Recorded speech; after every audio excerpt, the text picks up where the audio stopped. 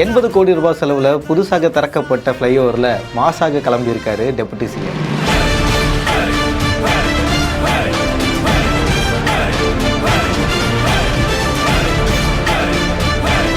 வெறும் 7 மாசத்துல 80 கோடி ரூபாய் செலவில் இந்த ஃப்ளைஓவரை நார்த் பெங்களூரில் திறந்திருக்காங்க.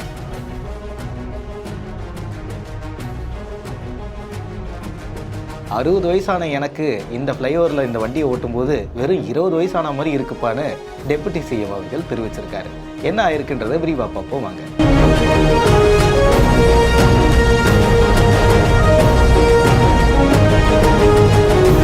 நார்த் பெங்களூர்னாலே பயங்கர டிராஃபிக் இருக்கக்கூடிய ஒரு பகுதி. இந்த இடத்துல டிராஃபிக்கை குறைக்கிறதுக்காக கர்நாடகாவுடைய சிஎம் சித்தராமையா அவர்கள் கடந்த 7 மாசத்துக்கு முன்னாடி ஆரம்பிச்ச இந்த ஃப்ளைஓவர் ப்ராஜெக்ட் 80 கோடி ரூபாய் செலவில் சக்சஸ்ஃபுல்லா இந்த ப்ராஜெக்டை கம்ப்ளீட் பண்ணி முடிச்சிருக்காங்க.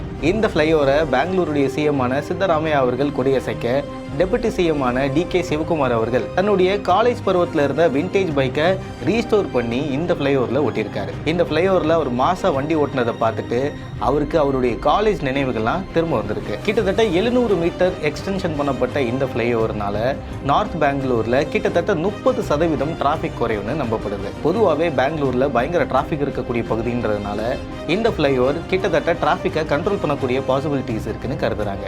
முக்கியமாக பெங்களூர்ல இருக்கக்கூடிய இன்டர்நேஷனல் ஏர்போர்ட்டான கெம்பகோடா ஏர்போர்ட் மற்றும் அதை சுற்றி இருக்கக்கூடிய ஹைவேஸ்க்கு இந்த ஒரு ஃப்ளைஓவர் பெரிய ஒரு ரிலீஃபாக இருக்கும்னு கருதப்படுது.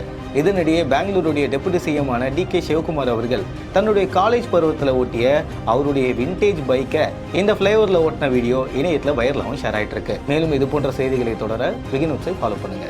இந்த வீடியோ வழங்கியோர் Prakalya Raj Takkar EV charger. Let's go holiday, travel beyond boundaries, MCR pure cotton club, formals and casual shirts.